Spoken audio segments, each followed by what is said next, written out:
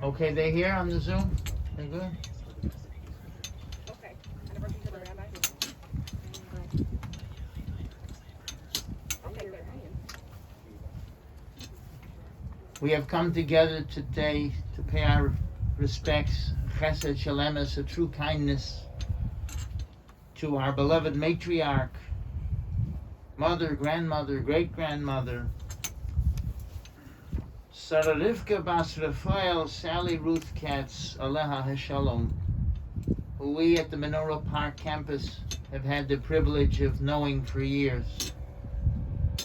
As we come together to pay our respects, in our tradition we understand that a garment has been torn from us.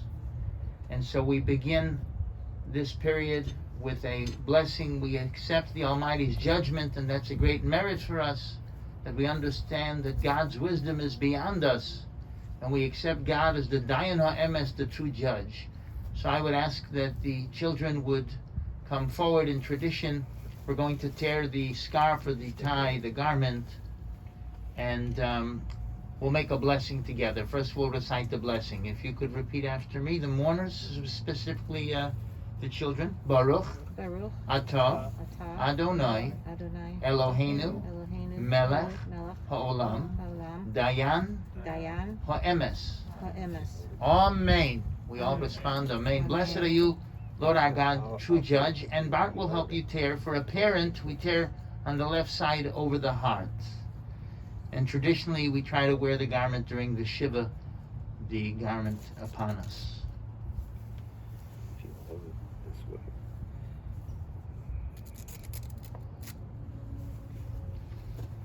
I always say to help create an image, you'll see today in our prayers, much of our prayers beseech God to be merciful, because this has been a time of strict judgment, justice for the family, and we want that angel that visited us to leave.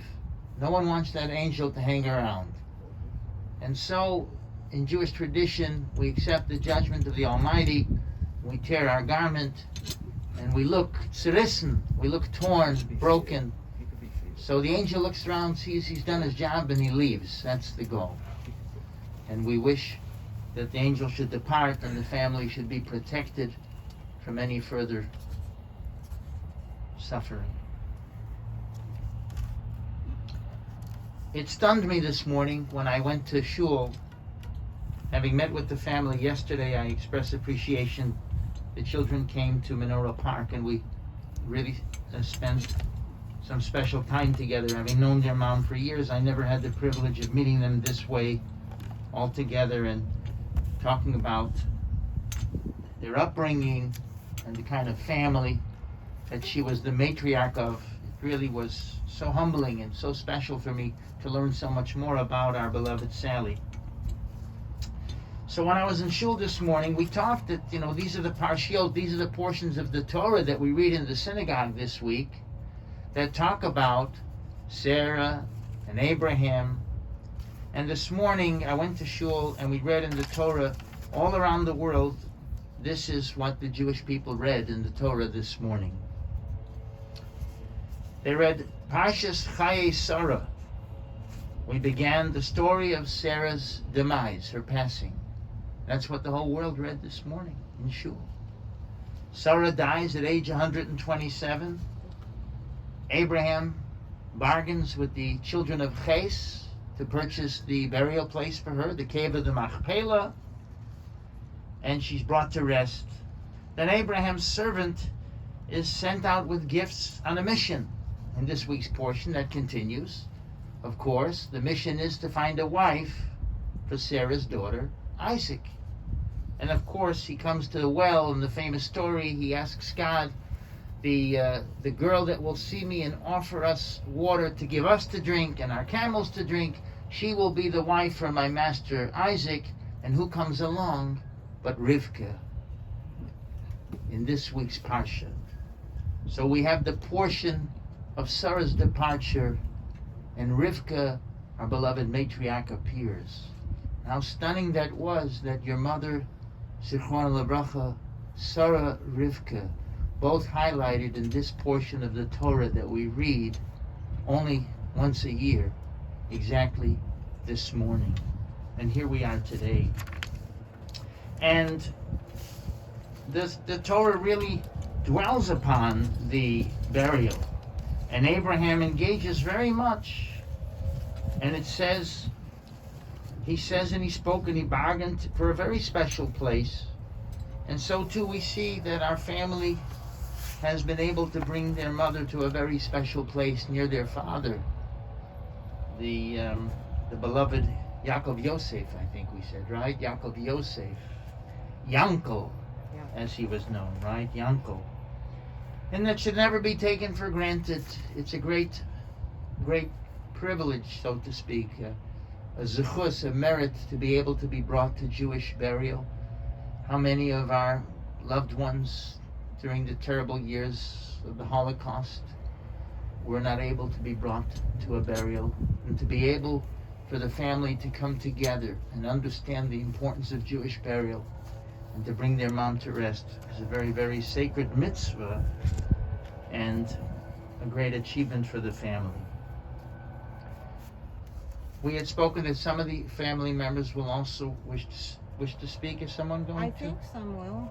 Okay. I'm not sure. So should I begin the history that we said, and then okay, so we'll do that.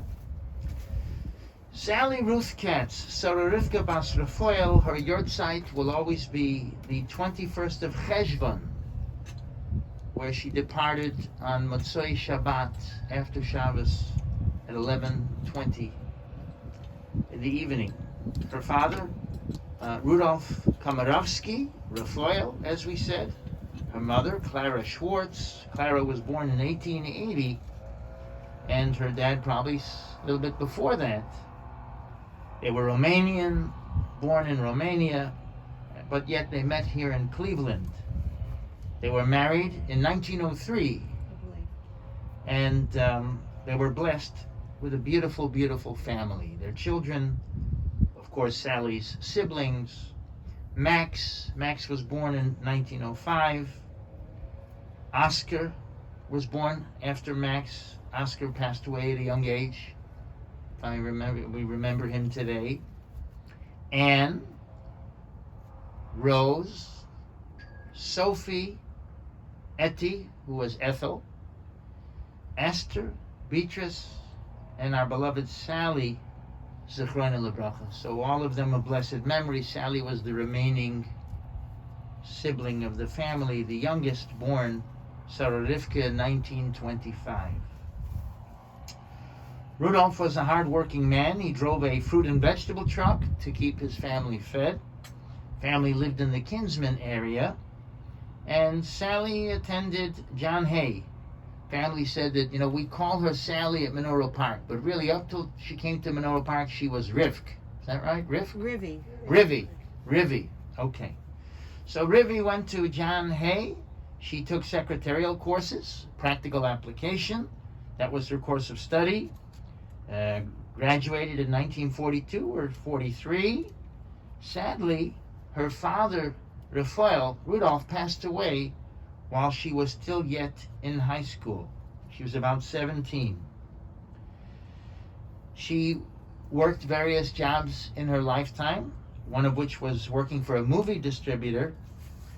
And one of the highlights of her life really was a party, a Halloween party in the 1930s, where she met her husband-to-be, Jack. Yaakov Yosef Katz, Jack Katz. They were yet young. His family name Katz had originally been Weinstein, and it was changed to Katz, as was very often done when people had to avoid the draft, because the Tsar's draft would pull you into the army for 25 years. So very often they found a way to avoid it by changing a family name. So Rivie and Jack dated in high school already. Jack was drafted on his 20th birthday. He was at Ohio State when he was drafted. And they had a beautiful correspondence together. Both Rivie and Jack wrote many letters back and forth. In fact, someone in the family was able to get a hold of these letters. Uncle Sal, was it? No, Uncle Herman. Uncle Herman was able to get a hold of these letters, and he bound them into a special book that really bespeaks of the beauty of their courtship, a beautiful communication back and forth. They were married in 1947 in Cleveland at the Fenway Hotel, and the family lived in an apartment in Cleveland where some of the children were born. Roger came into the world in 1949. He was named after his grandfather Raphael. And Barbara Burrell, born in 1952. Janet Yehudit in 1954. And Deborah Devora in 1956. Jack, Rivie's husband, was a very hardworking man. Jack and his brother Harry were builders, and they engaged in, of course, a lot of construction, one of which was a home that they built on 4249 Verona Road, which is actually right down the street from the shul I was at this morning, Heights Jewish Center, right by Purvis Park. 4249 Verona Road in South Euclid. And the children went to Roland School, Greenview, and Brush, but they were able to come home for nutritious lunches because they were near school.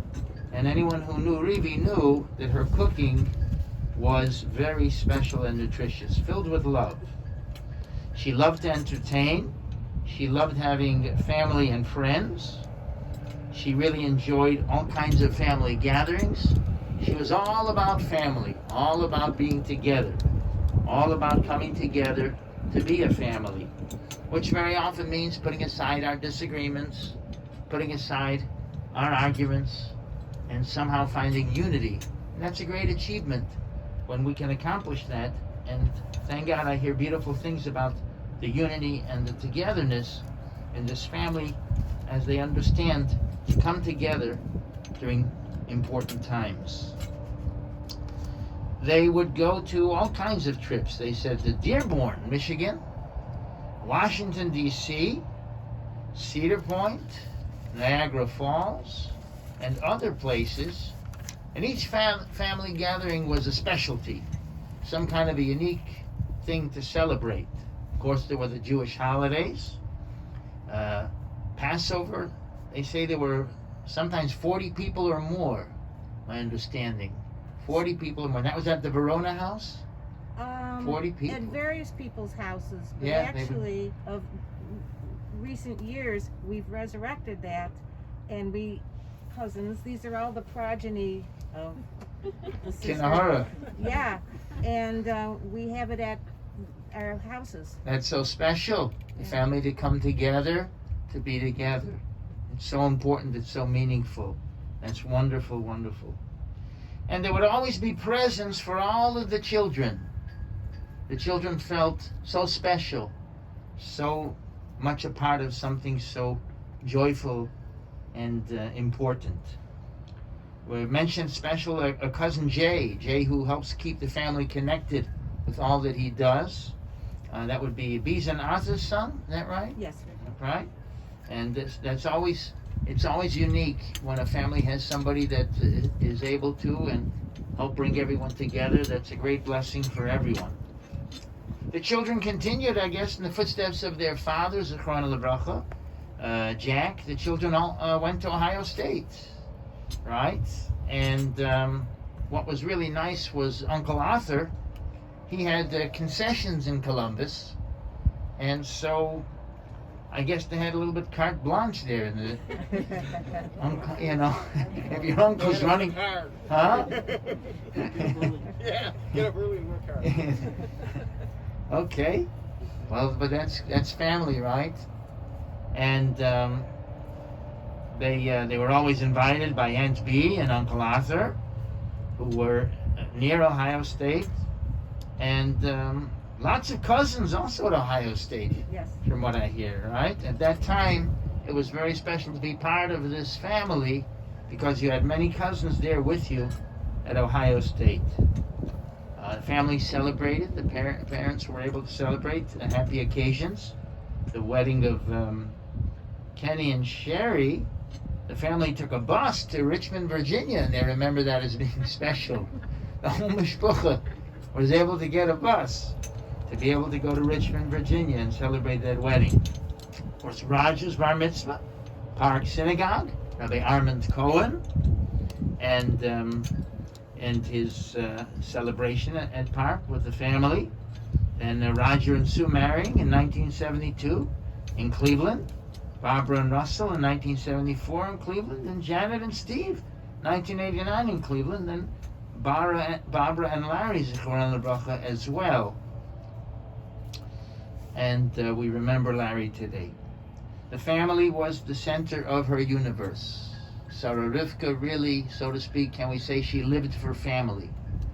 But to be truthful, those of us at Menorah Park that knew Rivie really, she treated everybody like family in a way. I have to be honest, her beautiful smile, all of you know it, I'm sure. It just beamed from her. Such a love for your fellow human being, so uplifting, so gentle, so kind, and not during easy times for her. Nobody comes to Menorah Park for a vacation. Nobody books time to be at Menorah Park because they want to be, so to speak. We come to Menorah because we need a little bit help. And yet at that time, she came with all her beauty and glory, all of her sparkling personality, all of her love, and I say her smile. And she loved the Yiddishkeit so much. All of the Yiddishkeit and the yontifs and the singing and the joy. She was a very important part of our campus. And of course, we miss her dearly. And her family was the center of her universe. She always wanted people to have a place. It was not just about her family, it was about people. If she heard someone didn't have a place for yontif, someone needed a place to go for a meal, she would always invite them over. The family said she wanted a person should have a place. Isn't that so special? We want to mention the grandchildren today. Roger's children, Adam and Desiree and Ryan. And Barbara's children, Daniel, Angela, and a great-granddaughter, Angela, did I get that wrong? Alexandra. Alexander, forgive me, okay. And Sharon, and Janet's children, Hannah and Ben, and Andrew. And, of course, the fact that the family endeavors always to be united, to be together, will continue to perpetuate her dream, her being really the closure, so to speak, the matriarch of the family, and the last of the children. At some level, she was her parents' feet on this earth, and she was also her siblings' feet on this earth at that point. And so by the family maintaining that unity, that love, being forgiving, we say forgive and forget, right? I'm not saying it's easy, but the unity is so important. The achdus, don't we say about God as one. That's like our most sacred prayer when we sing the Shema Yisrael, and we say, Shema Yisrael, Adonai Eloheinu, Adonai Echad. The Lord is one. It's not easy to be one, but we try to emulate God, and we too must come together to be united for good. And the Kaddish Prayer that we say in memory of our loved one, what is the closing line of the Kaddish Prayer? If not, Oseh Shalom Bimromav, he who makes peace Bimromav in his heavens, Hu Yaseh Shalom Aleinu, may he make peace amongst us, V'al Kol Yisrael, and upon all of Israel and the world. The Imru Amen, right? So we aspire to peace, to unity, and that is a very sacred, elevating prayer that elevates the soul of our loved one. So the Kaddish closes with that prayer, and the Shema opens with that prayer, and it's a great achievement for the family to be here together and to continue to be unified and to spread the good that all of these great people in this mishpucha wanted to be spread. And that's really, we talked about that. When we come to our loved one's resting place, we put a stone on the monument. It's not just to show people that we've been there. It's to show ourselves that we are going to build your memory by the way we live each and every day. That the good that we do is a continuity of who you were. And every day by the way I live, I will build your monument. Of course, we don't come here every day. We have to live. God gave us life to live. But we come here at important times, at a yard site, or if there's a family simcha, if there's something important, we do come. And at the same time, we remember always our loved one. They'll forever be with us, and each of the good deeds that we do, they have a share in that. And that's symbolized by the stone that we placed on their monument. At this time, I would want to reach out to the family. Was there someone that wanted to say a few words? Stuart? Okay, I'm going to distance here. Stuart is Ann's son. Yeah. Ann and Okay. Sure. All right, this is Ann's son, Stuart. So I'm not going to tell the grapefruit story. uh, Everybody knows the grapefruit story, and I wasn't even really there. I just heard about it. okay. If you want to hear about it, I'll tell you later privately, or maybe somebody else will tell it. But I do want to say, my mom died in 1965. I had just finished my freshman year of college. My brother was still in high school. We went to community temple every Friday night to say Kaddish. So I would come home from work. I had a summer job. I would put on my suit and tie, me and my brother, and we would go to the Katz's house for Friday night dinner, which was usually brisket. And then after about an hour or so, we would, get up and go to temple. It was, very nice of the Katz's, and it's something I'll always remember. Here's a couple of more things I remember about that. The Katz's are very fast eaters. So we'd be eating dinner, and everybody was done.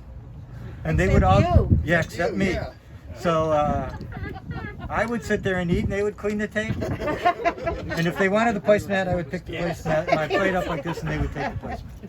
Another time, I said to one of the Katz girls, please pass the salad dressing.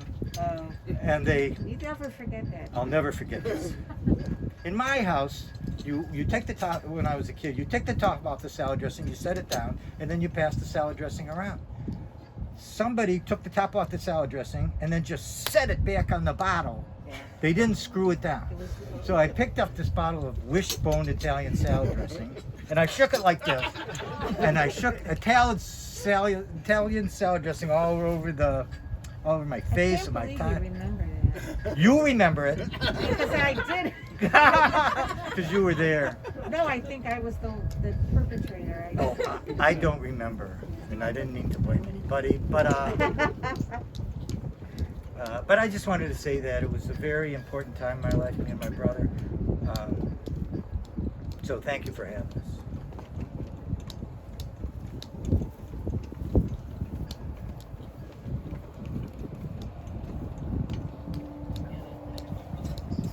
I'll go next. I won't be as funny as Stuart, but a different take, someone from outside the family. This is one of my favorite recollections of Rivie, and it's because it's really the very first time that I met her. Janet and I met in early 1987, and sometime later that year, I was invited to the Katz family house for dinner to meet the family. I come from a very small and a very quiet family.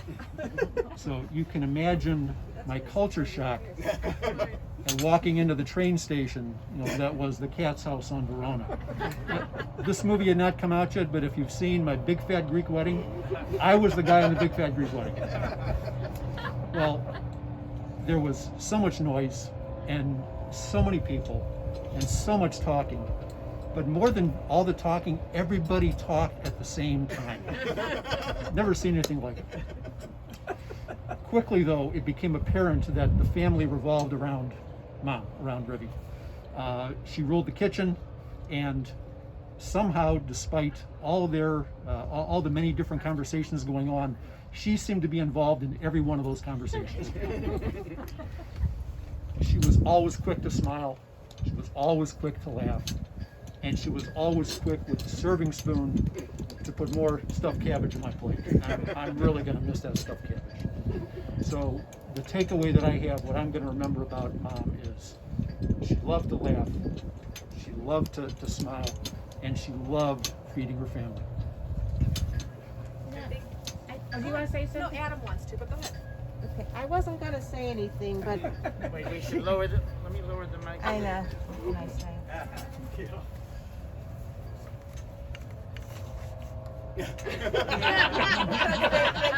Go watch. It's only getting worse. Thank you, Rabbi. Okay. I wasn't going to say anything, but seeing all my cousins here, and we were talking to the rabbi about this. First of all, my mother was a ray of sunshine, and I'm going to miss her terribly. But looking at all my cousins and thinking about their moms and dads, you know, when there was a gathering of whatever it was, it's like somebody hosted it, but no, they didn't run it. You know, Etty ran it. what? And Etty ran it. And Sophie would bring the wings, and somebody, it was like it was just a given. They were like one big loud unit. But the beauty of the love and the affection between them, even though did you hear what Etty said?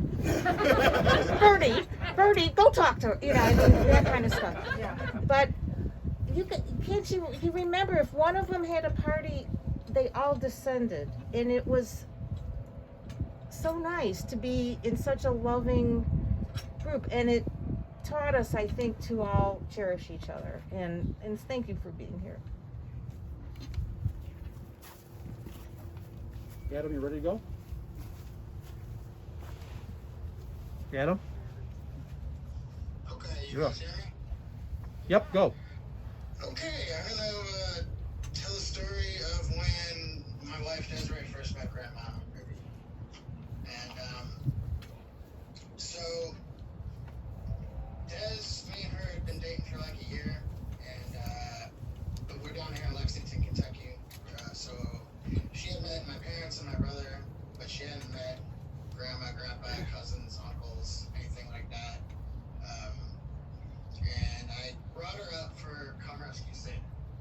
So I kind of was throwing her in the deep end, A little louder. this job. So, okay. So I brought her up for come rescue Seder, and this was back when we were having a party center still. There's like 50 people, whatever, and so Des didn't really. She didn't know anybody there, and you know how we are. We're all a pretty high octane group, and everybody's all animated and talking over the top of each other, and you know, very jovial and loud. So it was a very intimidating kind of situation for her. Plus the fact she wasn't Jewish and she had never been to Seder before, so she felt a little awkward about that too. And we walk in, and one of the first people we run into is Grandma Rivie.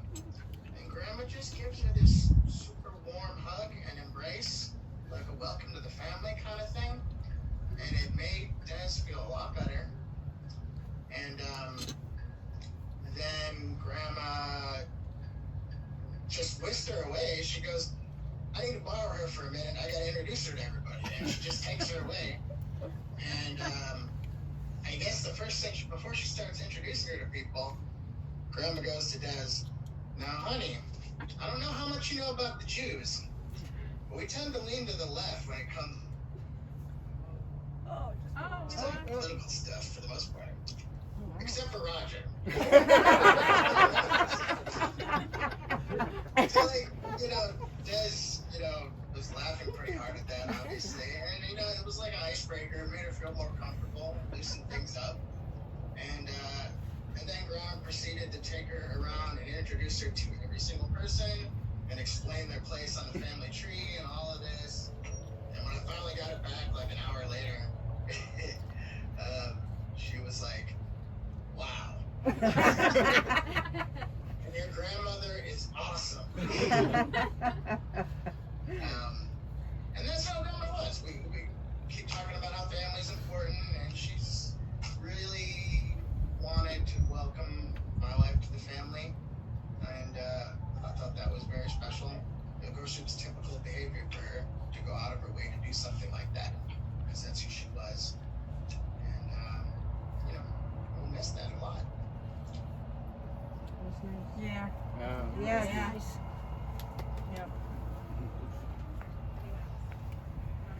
I just have one thing to say. Say, this is Amy. Amy. Oh, Sorry. um, Amy says, Aunt Riv and I had a long-running phone relationship. Once a month, every 2-3 months, we talked for an hour. I'd always hang up crying, and she'd be giggling, and she solves a lot of my problems.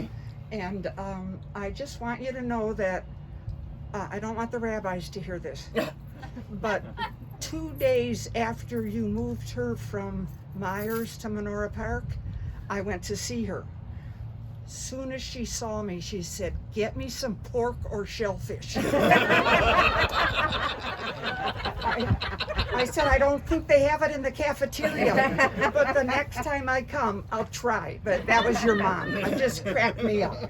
Not woe is me. Get me some pork and shellfish. I just loved her so. she loved you too. She loved to make rib.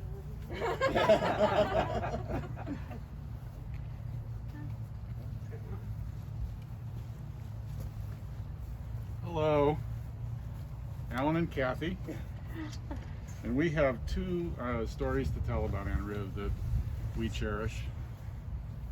She's very funny. She was very funny.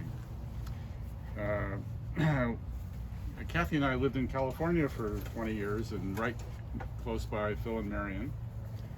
And we one year, Phil and Marion and Kathy and I signed up for a series of plays.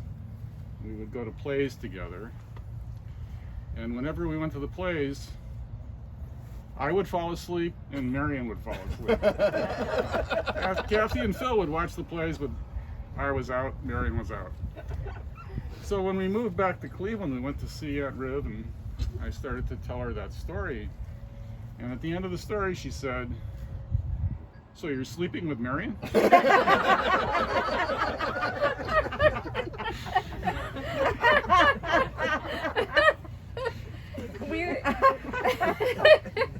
We didn't realize how witty she was until much later. So the other story we have to tell is that when our daughter Anna got ready to introduce her girlfriend, her now wife, to the family, and she was going to bring her to Seder for the first time. We also happened to be over at Rivie's and chatting with her and Debbie. And I explained, she starts asking me, well, who's coming to the Seder? Are your kids coming to Seder? And I said, yeah, Anna's coming, and she's bringing her girlfriend. Not her girlfriend, her girlfriend. And she said, I think you're trying to tell me something.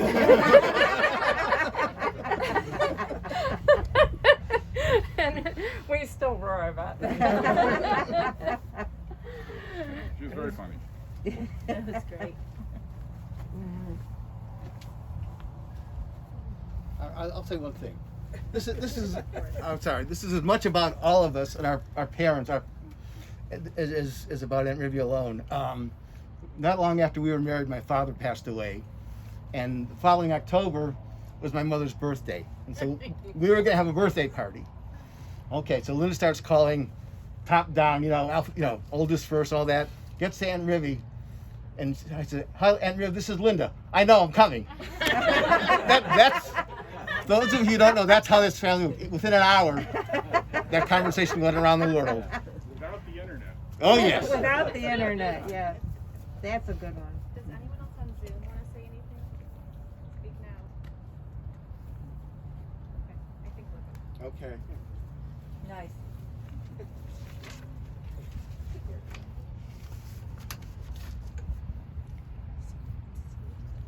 It's so beautiful to have family, isn't it? Have family. So I see a number of people from our shul are coming to help. With the kavura. I'm going to recite the Kilmale prayer, the traditional prayer that we recite. And if you're able to, I would ask to stand, if you could, if you're capable.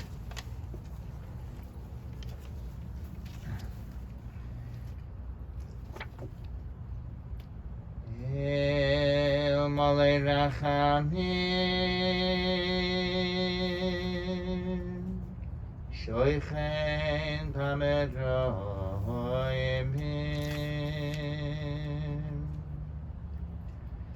Ha'ametzim Menucha Nechoina Al Kanfei HaShechina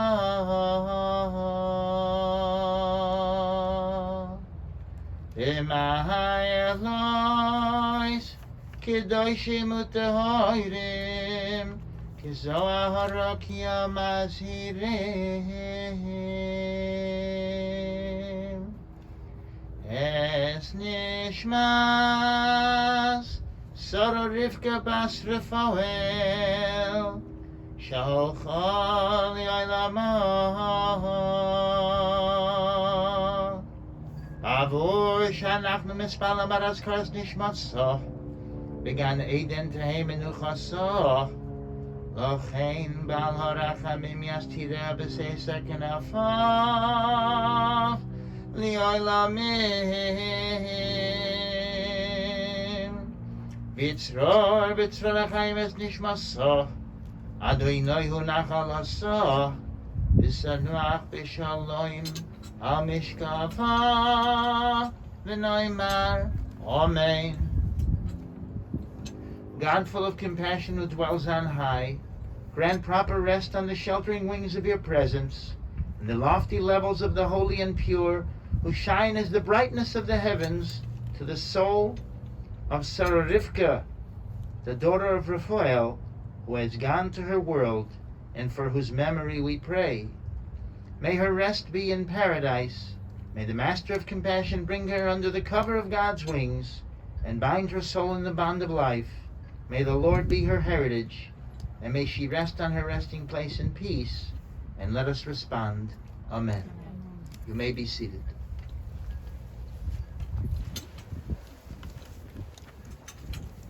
At this time, I would ask a member of the family, can a member of the family lower the Aron? Yes, okay. A member of the family should move the...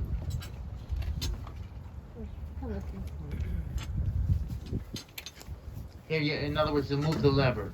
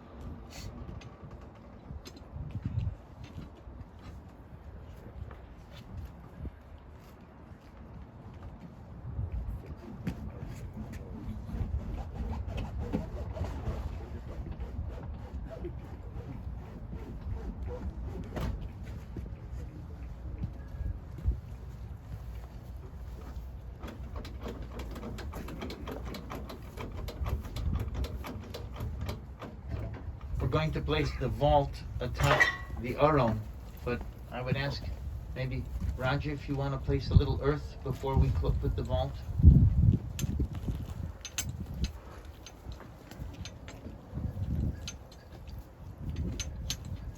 Then after we can all, later on in the service, we can all help complete.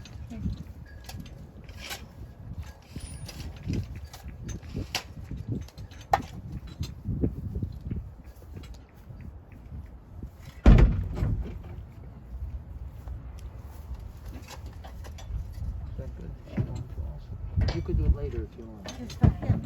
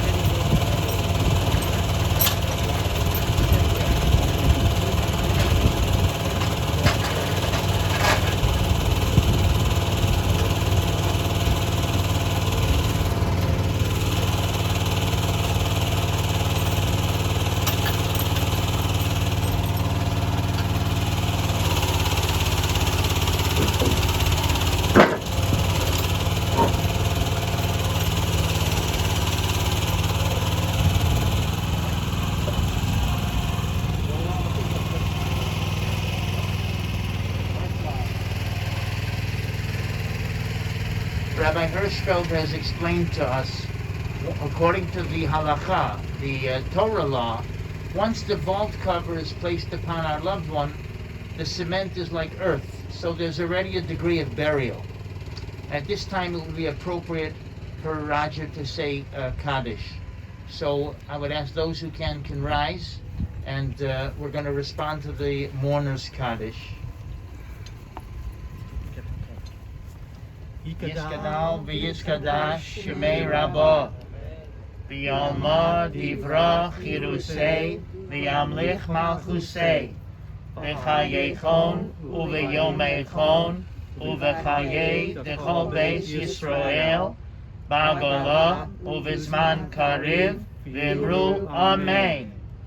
Yehei shmei Rabbo mivorach li'olam u'lomei omayot Yisborach, v'yishtabach, v'yispoar, v'yisromam, v'yisnaseh, v'yishadar, v'yisaleh, v'yishalol, shemei dekudsha b'richu, li'ela min kol birchasa v'shirasa, tush b'chasa v'nechemasa, Damiron Bioma Vimru Amen.